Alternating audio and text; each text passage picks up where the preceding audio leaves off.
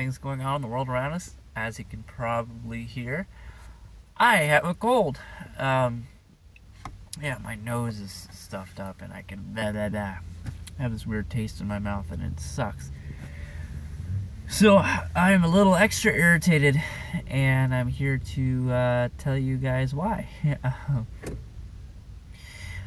Facebook, I'm seeing just the ridiculousness out and about, and just social media seems to be even more vocal than they were after the Vegas shooting. And there's a couple of things going around that are frustrating to me. The one that sticks out to me most, sticks, because, okay, you'll hear. The one that sticks out to me most is actually, there is a meme going around with a picture of a kid with a stick, and it says, when the kid misbehaves, you take the stick away. So why are we not doing that with guns and adults? Question mark. Well, that assumes a lot of things. One is it assumes that everyone with a gun or a stick is misbehaving. And two, it assumes that adults are like children in maturity and how they behave. Both of which are very short-sighted and stupid assumptions.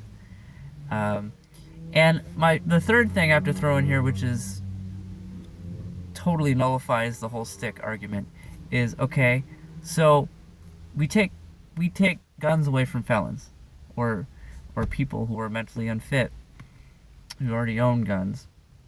At least we should. That's what cops are supposed to do. That's what happens. Your stick argument only works because you're presenting it in terms of gun control. Your stick argument only works if, like, oh, kids are dangerous with sticks. Therefore, we have to go and chop down all the trees and make sure kids will never get their hands on sticks. See, that's a gigantic leap from take the stick away from the kid who's bad with the stick. Important to recognize in terms of gun control. Every facet of government failed in terms of this previous shooting that everyone's talking about in Florida. The 19-year-old kid who, by the way, 19 in a high school, that's already a flag. This 19-year-old kid had the cops called on him like 30 times, and the cops never arrested him and never had the foresight to take guns away from him. And the FBI was never notified of this kid's, I say kid, he's actually an adult, this adult's danger, and he was still able to get his hands on guns when he was already mentally unfit. So there's 3 government failures. And then one more, during the shooting, there was a sheriff on campus during the shooting, and he was a coward and stayed outside and didn't use his weapons to stop the shooting from happening. So there's 4 ways government failed, and the people who are advocating for removal of guns from everyone are the same people who are also saying that government should be the only people with guns. Yet, we can't even trust government to stop a shooting while it's happening, or stop a shooting when you have the shooter who's had the cops called on him like 30 times. Government failed, and why would they succeed? Here's another example a lot of people don't realize. Since the Florida shooting, there was another shooting that happened in a school campus that no one's talking about in the news. Do you know why? Because it was stopped by a concealed carrier. And no one was killed. So here's an example of when guns can be a good thing. And actually, since the Vegas shooting, there's been 5 shootings that have been stopped by a concealed carrier.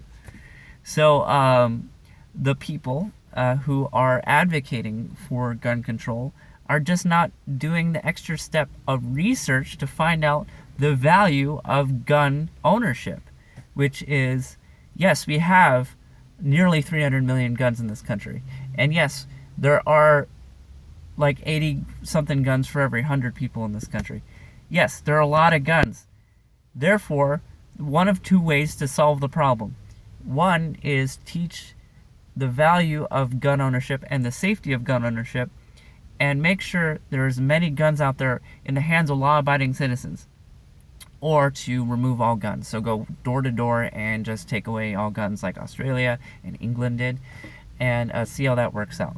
Yeah, let's imprison the parents of kids and the people with wives and families to take care of because they didn't turn in their guns. That's a great idea. Obviously, the former is the better choice. So, if you're at a stalemate with someone who's anti-gun and just wants to get rid of guns, present that argument. What is better? That is all you have to do, and you'll have your argument finished. Anyways, that's it for me, guys. Yeah, the internet is just filled with idiots, especially what I'm seeing in social media, because I live in the Bay Area, and it's just it's the most liberal area in the country, and it's very, very frustrating. And by liberal, I mean like neo-progressive, as in right one step below Maoist communist. And it's very frustrating. But we, as people who care about the Second Amendment, I don't want to speak for you. If you're actually against what I'm saying, that's totally fine. But myself, as someone who cares about what this country is built on, I say we have to do our part. Anyways, that's it for me. I'll catch you guys on the next one.